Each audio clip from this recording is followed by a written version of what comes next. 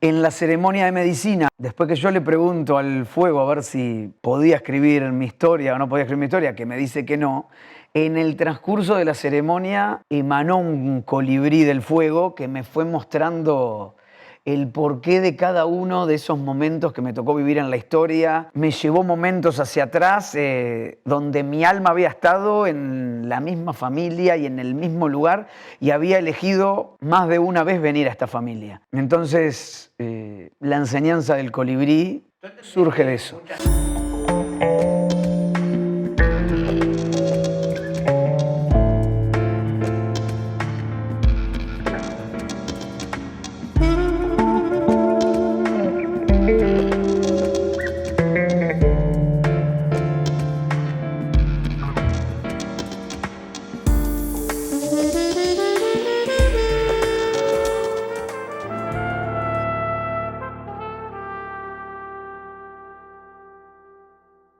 Bienvenidos a Charlas de Mentes. Hoy, un programa distinto, nos vamos a resistir a nada con un escritor.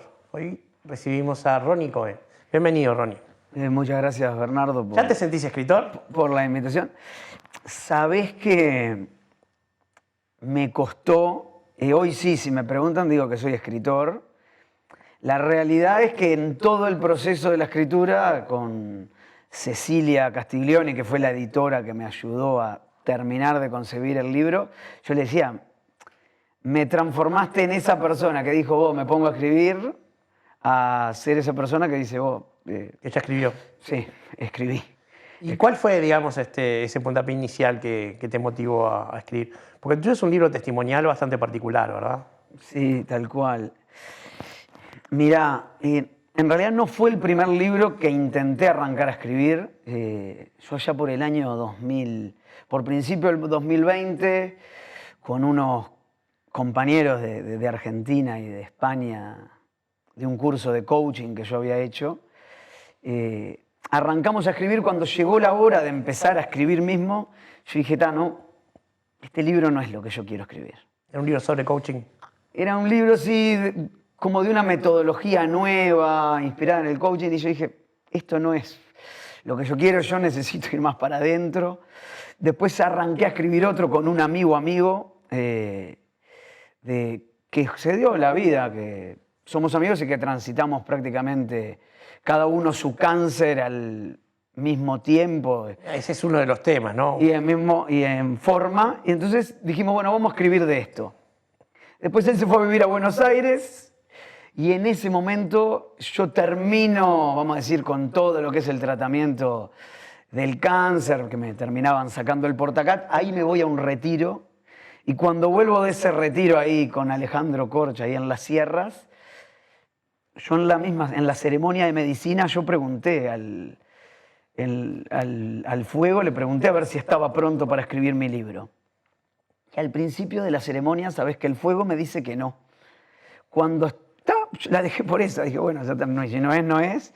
Y cuando estaba terminando la ceremonia, sin que pregunte, el fuego me dice, bueno, ahora sí, por todo lo que yo había vivido, que bueno, es justamente toda la etapa final del libro prácticamente. Y bueno, ahí volví y me puse a escribir. ¿Pero buscabas algo terapéutico en la escritura o solo contar la historia? No, el objetivo inicial era sanar desde lo profundo. Sanar desde lo profundo. Si bien igual la primera versión que escribí no era lo que es el libro de hoy. Yo allá por febrero del... Nunca es. Nunca, tal cual. Y allá por febrero del 2021 yo le escribí a Alejandro y yo le mandé el libro para ver si me podía hacer el prólogo y él me llamó un mes después y él me dijo, estaría bueno que cuentes tu historia desde lo profundo porque en la verdad está tu sanación. Y bueno, con todos los miedos, con toda la adrenalina, me embarqué en ese viaje y ahí surge este libro, ahí sale este libro. Claro. Y bueno, tú ya nombraste el tema de que tuviste un cáncer. Yo no sé si tú en su momento viste una obra de teatro que se llamaba Temporada Amarilla. No. Era una obra que justamente el dramaturgo, que era el autor también, contaba su experiencia de haber transitado por un cáncer, la quimioterapia, y esa particular relación que se da entre los compañeros de quimioterapia. Es así. Hay una frase que a mí me quedó, disculpa, era, nos contábamos cosas que los vivientes no se cuentan. Es un gran viaje. Yo digo, y a veces voy a consulta y paso por el hospitalito de día a saludar a las muchachas que me atendían en aquel momento, y le digo, este fue mi lugar en el mundo, que después lo encontré de otra manera, porque me di cuenta que en ese lugar yo me permitía atenderme solo a mí durante 4 o 5 horas, olvidándome de todo lo que pasaba afuera. Y surgen anécdotas muy maravillosas, si bien cada uno está en su mundo, pero todo el mundo está siendo parte del mundo del otro, de los que estamos ahí. Y al contrario de lo que se piensa, que a veces pensás, decís, qué horrible ese lugar, a mí se respiraba una vida en ese lugar, que decís, Bueno, los que están ahí están peleando para vivir. Y ganas de vivir. Porque a veces cuando estás afuera no te das cuenta de las ganas de vivir que tenés, hasta que estás ahí que realmente sos consciente de lo mismo que perdiste la conciencia en algún momento, de que desde el momento que nacés, en algún momento te vas a morir. Pero en ese momento sos consciente que esto puede ser mucho más verdad de lo que dejaste de creer, porque en la infancia no se habla del tema, porque la muerte normalmente en la familia se oculta, porque hay quien le quiere decir a un niño que es viable que se pueda morir. Bueno, a vos te pasó nada muy temprana, ¿no? A mí me pasó desde que nací prácticamente. No, pero perdiste un hermano además. Perdí un hermano antes de nacer yo, sí. Nació Él nació el 11 de febrero de 1980.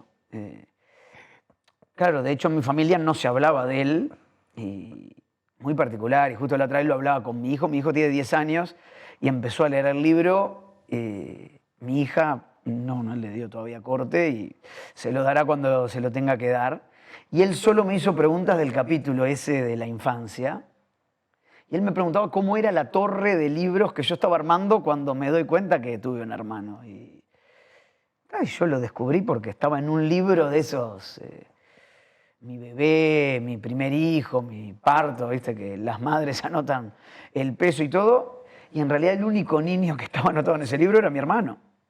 Y yo el único niño que veía en la calle, o sea, era yo, viste, entonces... y fue preguntar y no... Claro, no pero hubo en respuesta. tu libro vos le das una, no quiero usar la palabra materialidad, pero una persona a ese hermano que nunca llegaste a conocer, lo volvés a ubicar en la familia. Sí, le doy vida, creo, como le llamo Por decirlo yo, de alguna creo, manera, sí. en el libro. Por más que hoy ya haya transitado él su etapa de muerte, yo le doy vida. Y le doy vida porque en la familia nunca tuvo vida, lamentablemente, o fue la manera que encontraron también mis padres de soportar ese dolor. Claro. Fíjate, con mi viejo lo hablé prácticamente cuando a mi viejo le diagnostican la metástasis, que se sabía que era la etapa final. Recién ahí por primera vez le pregunto a mi viejo y él lo único que atinó a decir es que fue un momento muy jodido, que mi vieja estaba muy dolida y que no había otra que agachar cabeza, guardar para adentro y seguir adelante. ¿Qué edad tenías en ese momento?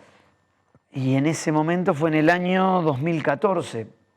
Tenía 33 años. Tenía yo. Una simbólica, ¿no? Una simbólica, sí, a la edad de Jesús, aparte que... Cuando lo crucifican, claro. Cuando lo crucifican. Y bueno, yo justo a Jesús lo nombro en el libro un montón, y me costó un montón también desabstraerme del paradigma del judaísmo, ¿no? De que, Bueno, además vos sos un Cohen, así que sos un sacerdote. claro, y soy Cohen, ¿viste? Y hablo con amigos que de repente son más respetuosos de la religión judía y que respetan todas o muchas más normas de las que respeto yo. Pero no podés, ¿viste? Que Jesús, que fíjate. Yo digo, mira, por mucho tiempo, mientras lo veía o se me aparecía en ceremonias de medicina, ayahuasca, yo estaba en ese, ¿viste? me sentía en el repecho de allá de Rivera, así jugando con el embriague, a ver, para no irme para atrás. Cuando estaba en una sala de quimioterapia y veo que está ahí en la mitad y que la luz en esa sala de quimioterapia era inmensa, ¿viste? Cuando decís... O sea, tuviste experiencias místicas, no solamente en los viajes de ayahuasca. No solamente en los viajes de ayahuasca. ¿Tuviste alguna otra búsqueda espiritual o solamente esa? Porque No. Alejandro Korch, yo lo conocí cuando éramos jóvenes los dos, tiene como una especie de atractivo, ¿no? Gente que se siente muy identificada con él. Bueno, Alejandro es el poco más que sabe lo que te pasa sin saber lo que te pasa, ¿no? Tiene una magia muy grande en eso y una humildad maravillosa para seguir siendo él, aparte, para seguir siendo él en su sana esencia. Yo la verdad que mi vida transcurrió muy en que cada vez que algo me dolía yo me daba de bomba contra una pared porque entendía que el silencio era el arma para... Eso mismo que me dijo mi viejo, ¿no? Guardar para adentro, darle para adelante. Claro, es que el libro está atravesado por el dolor, ¿no? Y bueno, hasta que en un momento, sí, ni hablar, el libro transcurre todo desde el dolor y cómo a través del dolor voy encontrando el amor en el dolor. Y voy encontrando mi propio amor en el dolor. Y bueno, hasta que en un momento, la verdad, la cocaína me puso contra las cuerdas y ahí empieza mi búsqueda espiritual de decir, necesito salir de acá, porque me di cuenta que el silencio y esa falta de poner en palabras me había encerrado en un lugar que no era el que quería, en el que ya había estado encerrado de otra manera y que... Lo contás al principio del cuento, ¿no? Del libro, perdón, cuando tenés una experiencia que tus padres censuran y te empiezan a enseñar a callarte, a reprimir, a guardar. Es que, claro, cuando yo le pregunto lo de mi hermano a mis viejos, fue un silencio estampa, ¿viste? ¡Pum! Ya está. Y eso fue como que lo absorbí desde la raíz, qué sé yo, el cáncer de mi viejo cuando yo era chico. También ¿Es el era... mismo que tuviste tú? ¿Era el mismo viaje o fueron cánceres distintos? Él tuvo linfoma no Hodgkin, yo tuve linfoma de Hodgkin. Sí me coincidió con un primo, que tenemos el mismo nombre de mi abuelo, coincidimos en el mismo cáncer. Era lo karmático. Yo creo que la historia para algo está. Y que muchas veces esas cosas que no se dicen se repiten y esos nombres que nos ponen de nuestros ancestros... Sí, son un peso, ¿no? Algo hay. Yo hice el árbol y vi que muchas cosas se empiezan a cruzar y da para pensarlo. Y he leído algo de Alejandro Jodorowsky cuando estuve armando el árbol y el tipo tiene frases que te decís vos. Lo lees y vos armás la historia y ves que se empiezan a cruzar las cosas. Y justo Jodorowsky no es de mis favoritos, ¿no? Y te da un... Yo pienso que leer a Jodorowsky sin un cartoncito bajo la lengua es medio duro, pero bueno. Bueno, sí, a ver, el cartón es otro gran viaje, pero... Sí, lo que pasa que ahora te digo como químico farmacéutico, el LSD es una droga que injustamente ha sido erradicada de la terapéutica. Es un medicamento que sufrió una muy mala prensa. Hoy se podría estar curando mucha gente con eso. Es que, bueno, mira... Y ya se está estudiando de vuelta. En el lugar donde yo comencé a tomar ayahuasca, la mujer medicina, que yo la nombro en el libro, ella me decía, si el LSD se usara en un formato más ceremonioso y de trabajo interior, los frutos que daría serían mucho más grandes de lo que da usándolo para la diversión y para la jodita de... Ya, y ni siquiera te digo, yo no puedo opinar sobre los viajes espirituales que no hice, pero calculo yo que siempre un viaje espiritual, un intento de desarrollo personal es mejor que no hacerlo. Pero te puedo asegurar que en el ambiente más científico, aséptico y materialista, de la medicina más empírica que se te ocurra, el LSD es una excelente droga que debería ser estudiada mucho más de lo que ya está haciendo. Wow. El LSD, la psilocibina. Hoy en día se está rompiendo ese prejuicio también. Pues ya Claro. tenemos cannabis medicinal. Sí. No, es que a ver, los paradigmas se van rompiendo y van naciendo nuevos, depende también un poco de los grandes jinetes de los paradigmas, ¿no? Sí, o sea, cada época tiene sus cosas, pero digo, hoy en día ya tenemos cannabis medicinal, que por ejemplo, nada menos que la epilepsia infantil se puede resolver con ese tipo de medicamentos, y bueno, tendremos otros, pero hoy yo puedo hacer un chiste de un cartoncito bajo la lengua que de repente hace 10 años en televisión no podía hacerlo. No, es que a ver, cuando me cuestiono un montón de cosas de si contar o no en el libro, justamente por todos esos paradigmas que si vos hace 10 años no me hubiese animado a contarlos. Y en un momento muy peculiar del libro que fue cuando entré a profundizar, tuve momentos que escribía 2 renglones y me ponía a llorar por el dolor que me generaba y por el miedo que me generaba el contar X o tal cosa. Y yo decía, y claro, la pregunta que me hacía en algún momento era, ¿el mundo está preparado para mi libro? Y claro, yo después de 10 segundos de hacer esa pregunta decía, la pregunta es si yo estoy preparado para contar mi historia. Si el mundo está o no está. Esa es la lucha contra el ego maravillosamente Es problema ilustrada. Sí. Preguntarse si el mundo está preparado para mí es justamente una de las cosas que uno tiene que vencer, ¿no? Es que aparte era decir que escucho todo lo que la afuera tiene para decir de mí o escucho lo que yo necesito decir de mí. Y bueno, está. Eso se ve mucho en el libro, o sea, la necesidad de darte un cierre en algunas cosas, por un lado, y de decir lo no dicho. ¿Vos sabés cómo se dice en latín no dicho? No. Adictum. Oh, qué bueno. ¿Ah? Oh, qué bueno. No es exactamente una cosa porque es un prefijo griego, pero es una idea que se maneja pero para justamente explicar que las adicciones, eso tienen que ver con cosas que no se dicen, con cosas que no se hablan, con cosas que se hacen a escondidas. Es que bueno, a mí la adicción me lleva a terminar empezando a buscar adentro de mí. Y yo en una parte del libro le agradezco a la cocaína, aunque absurdo parezca, porque me puso tan contra las cuerdas que era o empezaba a buscar adentro o me desmoronaba, ¿viste? No había 2 caminos. Tocaste fondo, como dicen.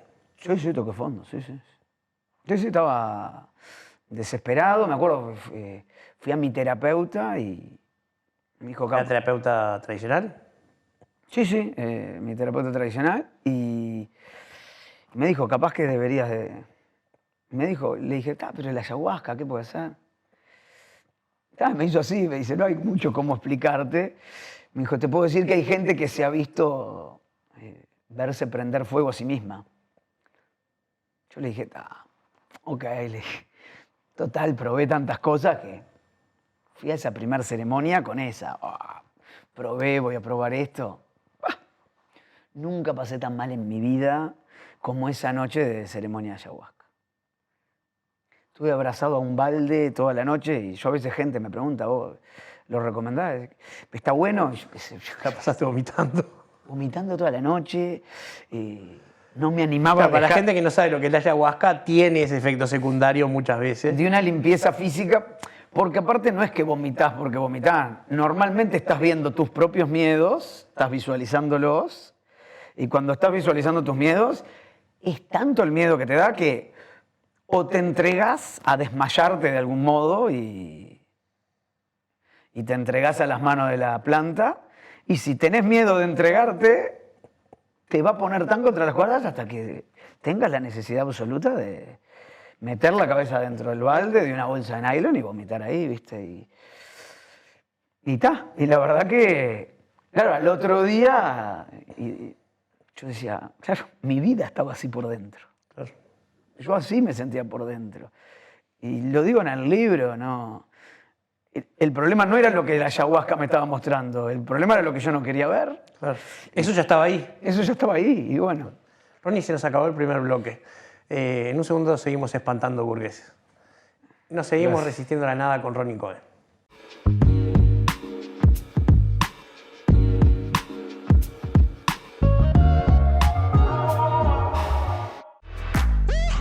Muebles Da Vinci. Fabricación de living nacional, trabajos a medida, gran variedad de telas a tu elección. Contactanos a través del www.mueblesdavinci.uy, @mueblesdavinci o al 098 60 0069. Café Max presenta el mejor regalo para mamá en 10 segundos. Máquina de cápsulas Lavazza Blue. El mejor café italiano. En casa o en la oficina. $180 masiva. Viene con 100 cápsulas de regalo. Lo pedís al 094-270-786 y lo llevamos a tu casa u oficina.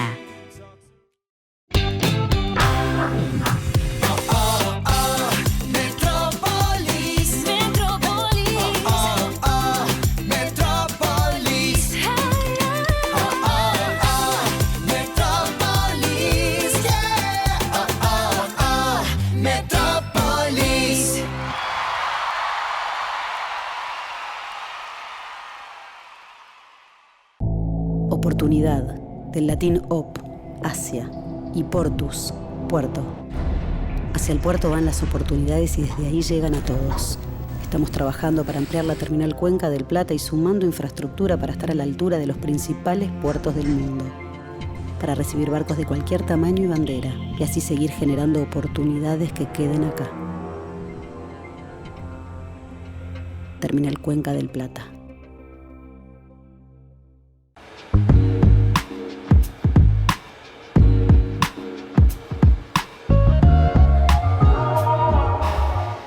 Seguimos resistiéndonos a la nada con Ronnie Cohen. Ronnie, estábamos hablando de... Bueno, en Charla de Mentes no hay un guión y hemos paseado por un montón de temas. Pero quisiera hablar del título de tu libro, ¿no? Emuná es fe, creencia. Sí. Y después, las enseñanzas del colibrí. ¿Por qué tomaste ese tótem? ¿Por qué el colibrí? Lo del colibrí lo tomé porque en ese retiro que me fui ahí a las sierras de Rocha, ahí en noviembre ¿De Valleja? No, justo es del lado de ¿Es Rocha. del lado de Rocha? Es del lado de Rocha. Que es ahí en el centro Purificación, le paso el chivo a Alejandro. Que ahí está el centro de retiro de Alejandro ¿Cómo se Corchi. Purificación. Ok. En la ceremonia de medicina, después que yo le pregunto al fuego a ver si podía escribir mi historia o no podía escribir mi historia, que me dice que no, en el transcurso de la ceremonia emanó un colibrí del fuego que me fue mostrando el porqué de cada uno de esos momentos que me tocó vivir en la historia. Me llevó momentos hacia atrás donde mi alma había estado en la misma familia y en el mismo lugar y había elegido más de una vez venir a esta familia. Entonces, la enseñanza del colibrí... ¿Tú entendés que mucha gente nos está mirando en este momento y dirá, está loco, con un escepticismo atroz, ¿no? Sí, no lo dudo y es válido. Por supuesto, pero ¿cómo vivís vos esa resistencia que puede haber? Que lo espiritual siempre la tiene, ¿no? Es que, a ver, la resistencia está en... Yo veo que la resistencia, hoy después de haber escrito el libro y de haber soltado un montón de resistencia yo mismo, me doy cuenta que las resistencias son de uno y no del resto. Si el resto se resisten a... Problema de ellos. Y yo qué sé, como la otra vez bromeábamos con unos amigos, en referencia a los 4 acuerdos, bueno, sí, no te lo tomes personal y sí. Los 4 acuerdos son un libro que... Es un 4 libro de los 4 acuerdos toltecas, que nosotros bromeábamos justo, pues yo grabo un podcast que se llama Sigapalo, ya me pasó el chivo. ¿Cómo se llama? Sigapalo. Ok. Y vinieron, para el episodio 100 vinieron 4 amigos y estuvimos justo. Nombralo. Y Enrique, Rafa, Alejandro y Fernando. Y estuvimos hablando de los 4 acuerdos toltecas. Y estábamos hablando, claro, se habla de muchos indígenas, pero de los toltecas no se conoce nada más que los 4 acuerdos prácticamente. Y que vaya uno a saber si son de ellos, además. Y bueno, y uno de ellos se puso a buscar mientras grabamos el episodio, que también cuando vos hablas acá que es sin guión, el podcast yo digo que es sin filtro, sin prisa y sin guión, porque arrancamos hablando de algo, no sabemos de qué vamos a terminar. Y uno de los 4 acuerdos es ese, que no te lo tomes personal. Y el no te lo tomes personal es que, bueno, a veces lo que al otro le molesta es algo que el otro tiene y no es lo tuyo. Y me ha pasado a mí a lo largo de mi vida, y con un montón de cosas que yo me perseguía, y yo lo cuento en una parte del libro. En la etapa de la adolescencia, creo que ahí viví la etapa más oscura de mi vida, que yo hablo de la retroeyaculación. Yo nací con una malformación, la retroeyaculación es que la eyaculación va hacia la vejiga en vez de salir hacia afuera por un tema Tenías miedo de no poder reproducirte. de la fuerza de los esfínteres. Y no solo que tenía miedo a no poder reproducirme, creo que en ese momento era más la vergüenza de un pibe de 13 años que lo único que se hablaba en el liceo en aquel momento era, vos el viernes vamos mapando. Porque no estuviste en la dictadura en el liceo. En Bueno, mi época se hablaba de otras cosas. Claro, yo estuve en los 90. Es verdad eso. Y eso que fuimos al mismo liceo. Y eso que fue claro. Y claro, entonces la vergüenza era más por el qué me iban a decir, si me iban a joder, si me iban a decir, porque claro. Que inevitablemente lo iban a hacer. Y era inevitable por... Sí, las relaciones entre adolescentes son así. Sí, oye, viste, tengo algún amigo que lo leyó y me decía, vos no puedo creer que a vos te pasó esto, y a mí me pasaba tal cosa que yo me cuestionaba por tal otra cosa, y vos decís, me dice, ¿y por qué no lo hablamos en aquella época? Digo, porque no estábamos ninguno en condiciones de podernos haber ayudado el uno al otro. Claro. Fíjate que a mí ese silencio me llevó como hasta los 21, 22 años, o sea... También ese silencio yo lo dejo porque estaba en la mitad de una etapa de consumo mucho más divertido que adictivo. Y en uno de esos consumos yo dije, pará, digo, no, esto lo tengo que hablar porque no me está... ¿Solo cocaína consumías? Nada, consumí. Como adicción, sí, fue lo único. Sí, después no, yo qué sé, marihuana, hashish, éxtasis. No, pero esas son las blandas. Ácidos, ketamina, no sé. Claro, sí, así. Sí, alguna pastilla. Lo que viniera, digamos. Sí, alguna pastilla de tramadol, incluso también rescaté. Y digo, la piqué y la inhalé, digo, eso sí. Pero. ¿Y todo eso te pasó a partir de los 22 o ya consumías antes? No, a los 18 más o menos. A los 18 fue el detone. Sí, a los 18 me fui a Israel un año y en ese año allá fue como ir a la pradera con un caballo y... El famoso Shnat. El famoso Shnat y bueno, soltarle las riendas al caballo y que te lleve para donde tenga que llevar, ¿viste? Claro, vos contás en el libro cuando hablas de tu infancia una especie de, digamos, de imposición de la ley paterna muy fuerte en tu familia, ¿no? Paterna y materna, ¿no? Quiero decir. Sí. A ver, yo era el típico nene de mamá, yo iba a la escuela, estudiaba, volvía, estudiaba, me comportaba, mis amigos, imagínate que la típica, a los 15, 16, ya fuman un cigarro, ya toman alcohol a escondidas, yo no fumaba cigarro, no tomaba alcohol a escondidas, llegué a Israel sin tomar alcohol, la primera noche en Israel, digo, se finí, digo, está. No había, fui dispuesto a hacer todo eso y bueno, después se fue. O igual estoy en la etapa en que no tomo alcohol y a veces soy, que ya estoy separado y a veces, viste, salgo con alguna chica y me dice, qué aburrido, no tomas nada. No, está así, soy aburrido, sí, yo qué sé, viste, que cuando te cuente la historia vemos, yo qué sé. O sea, te tratás de mantener sobrio por el trabajo de... No. Consumir no voy a consumir más porque es una porquería, pero alcohol tampoco tengo la necesidad de consumir. Mirá, qué sé yo, me ha pasado, viste, algún fin de año que decís, che, me compro una cervecita de 3.30 y de repente me tomo un vaso y cuando tomé medio dije, no quiero tomar esto, ¿viste? Claro. Y antes capaz que arrancaba a tomar una cerveza el viernes de noche cuando salía a laburar y hasta el domingo de noche no paraba de tomar whisky y birra hasta que llegaba después del partido de fútbol de los domingos, no paraba de chupar todo el fin de semana. Entonces, yo qué sé. Eso también uno lo hace porque es joven. Y porque puede, y porque... y porque, a ver, también querés escapar un poquito de la realidad que llevas por dentro, por lo menos que yo llevaba por dentro. Bueno, ese es el tema de lo que acabas de decir, los temas de evasión, ¿no? El consumo, y no solo el consumo de sustancias, el consumo en general. No, a ver, hay gente que va y come, hay gente que va y se compra cosas. Eso. Vos te evadiste para adentro con esa búsqueda espiritual. Sí, fue lo que yo aprendí de chico. A ver, cuando preguntas algo y en tu familia todo era el silencio, el arma de resguardo y protección era el silencio. Y el silencio era como lo más fuerte que te podías mostrar hacia la afuera, era callar todo para adentro. Eso era muy loco, porque no es que decís, che, no te cuentan esto, ¿no? Digo,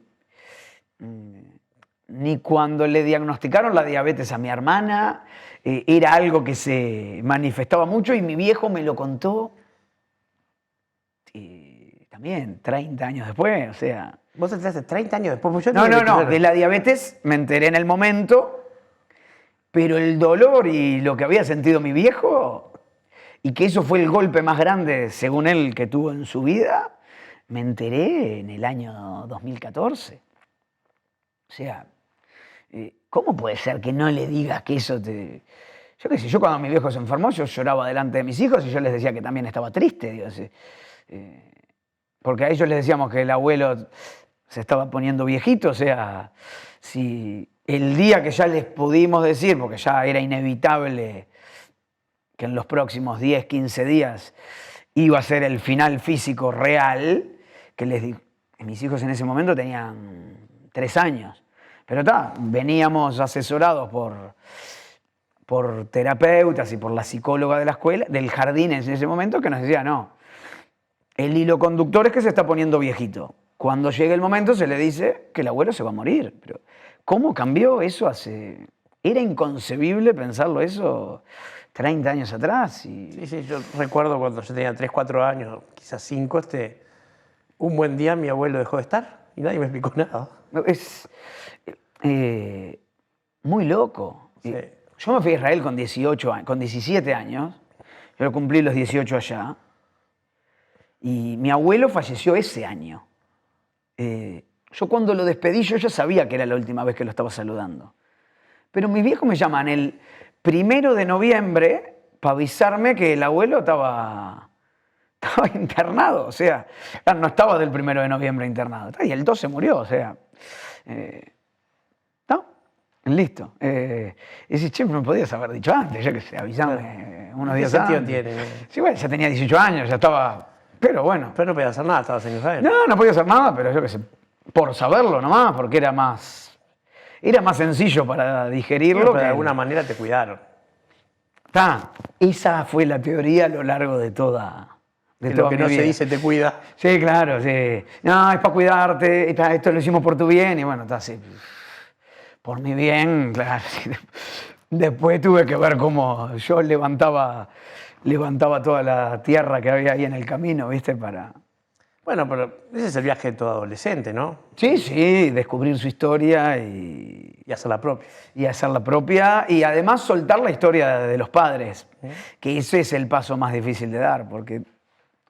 Y a veces no se puede. Y a veces no se puede, ¿no? Y hay gente que se pasa toda la vida y no lo soltó. Y vendrá una vida que viene y lo soltará en la que viene en otro cuerpo. Pero está ese momento de la vida en que hay que soltar. Aristóteles decía que ese viaje lleva 10.000 años.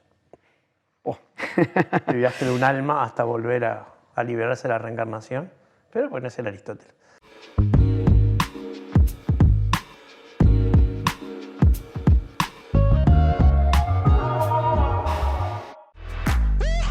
Muebles Da Vinci, fabricación de living nacional, trabajos a medida, gran variedad de telas a tu elección.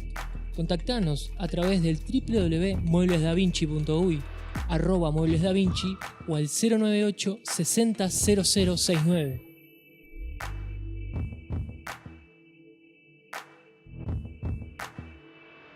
Café Max presenta el mejor regalo para mamá en 10 segundos. Máquina de cápsulas Lavazza Blu. El mejor café italiano. En casa o en la oficina. $180 masiva. Viene con 100 cápsulas de regalo. Lo pedís al 094-270-786 y lo llevamos a tu casa u oficina.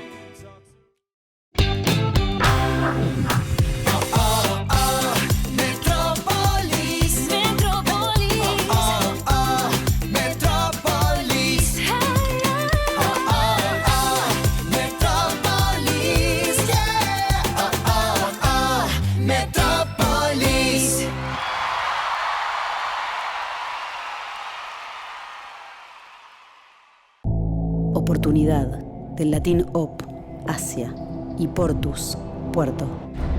Hacia el puerto van las oportunidades y desde ahí llegan a todos. Estamos trabajando para ampliar la terminal Cuenca del Plata y sumando infraestructura para estar a la altura de los principales puertos del mundo. Para recibir barcos de cualquier tamaño y bandera, y así seguir generando oportunidades que queden acá. Terminal Cuenca del Plata.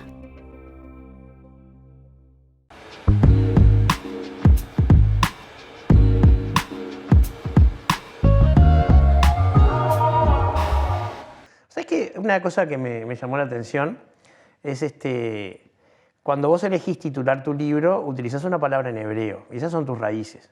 Sí. Porque aparte tampoco podemos ignorar que venís de una familia sacerdotal, o sea, el peso de los Cohen es grande. Sí, es grande, es grande. Es grande y pesa de algún modo, porque no te lo dicen, pero está omnipresente. Pero cuando ahí, vas a ¿viste? reservan primero. Sí, te hacen pasar. Una vez, yo nunca pasé a hacer, porque yo en la sinagoga que yo voy, que es la comunidad sefaradí, normalmente el que pasa es porque hace la contribución y qué sé yo. Años después, ahora... El diezmo es universal. Y parece necesario. En el Yavne me pasó que en un momento yo conecté mucho con la energía del Yavne, yendo un viernes ahí. Y entonces yo hablé con el rabino, y con Mijael en aquel momento. Y Mijael me dijo, vos vení, te invito a que vengas en Shavuot, que Shavuot es una festividad que... Pentecostés para los que no son judíos. Ahí está, y que se estudia la Biblia toda la noche, y se está estudiando. De mañana me dicen, pasa a ser la Birkat Kohanim, que es la bendición de los Cohen. ¿No? Listo, estamos ahí, paso. Digo, nunca lo hice. Me dicen, bueno, no, te tenés que descalzar y no sé quién te va a lavar las manos. Le dije, pero digo, no, yo no soy superior a nadie. Pero no hay... No hay opción. No hay opción. Y entonces venía alguien y te tenía que lavar las manos y yo me tenía que descalzar y yo con otros más éramos los que bendecíamos a toda la gente que estaba ahí. Y es un viaje, porque ahí te empieza a caer toda la ficha que decís, vos, pará, ¿qué es esto? Y bueno, el nombre surge porque, bueno, también la realidad es que en una ceremonia de medicina de esas que se me presenta Jesús, me pasa que yo veo la visión de que me iban a dar una noticia que yo estaba seguro que no iba a ver mañana, era el final de mi vida. Yo no sabía qué era, no tenía claro, pero Jesús en ese momento yo le digo, bueno, se terminó mi vida. Me dijo, no, me dijo, vos vas a ver envejecer a tus hijos, tenés que tener emuná. Y yo en ese momento, ¿viste? Decís, ¡pah! Y me quedé ahí, ¿viste? Años después, me diagnostican el cáncer, estoy sentado en la habitación, estoy internado una semana, me vuelvo para mi casa, ya me dicen qué cáncer tengo. Fue el primer momento en una semana que estuve solo, que tuve media hora solo para mí, porque desde el momento 1 hasta ese momento tuve a mis amigos el 100% del tiempo conmigo, pero 100% es que armaron una lista en un Excel que la subieron a una página web, ellos se anotaban entre 7 amigos, más mi hermana, mi ex señora, mi cuñado, se anotaban en esa lista para hacer turnos de cuidado para venir a mimosearme, como digo yo, y a darme amor, ¿viste? Y en ese momento yo me quedo media hora y yo hasta ese momento yo estaba convencido que de ahí a 6 meses yo ya iba a estar metido en un cajón y mi mente era, ¿cómo hago para darle a mis hijos los besos y los abrazos y los consejos para el resto de la vida? Porque yo la veía negra, ¿viste? Porque aparte, claro, alguien puede decir, che, pero el linfoma de Hodgkin 90% se cura, es una papa, claro. Hay que estar ahí. Hay que estar ahí. Yo en mi caso yo sabía que yo vivo con VIH, entonces para mí el combo, y como le decía a mi doctora, siempre me gustó la joda y de guacho salía de joda. Pero yo no sé si puedo con 2 gorditas bancar, unos 70, 60 kilos, no banco esta pelea. La infectóloga siempre, no, vos tranquilo. Esa noche me vuelvo a internar porque ya empezaba el proceso como para iniciar que el portacat, que es el dispositivo donde se pasa la quimioterapia, y empezar con la primera quimioterapia.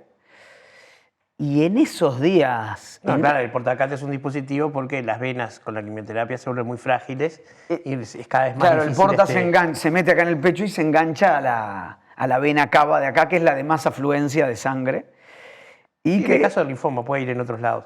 Pero eso yo no sabía, yo sé que en mi caso era acá. Pero depende, puede ir en la clavícula, puede ir incluso en otro lado. Pero el tema es que hay que tener muchísimo cuidado con la higiene, porque donde una bacteria se aloje ahí, tenés un tercer problema. Si entra una bacteria era más un problema que... Claro. Era más el problema que la enfermedad. Quiero decir, pero era un problema, una cosa más para preocuparte. Sí, claro. Y esa noche yo quedo solo, me conectan, porque claro, no era lo de los 10 días anteriores de internación, sino que ahora ya era suero el 100% del tiempo, me conectan al aparato y en ese momento... me erizo todo estando en la habitación solo y yo siento la energía, yo digo que sentí la energía de Dios en ese momento y me vino la imagen de esa noche de ceremonia que decía, Emuná, me curo.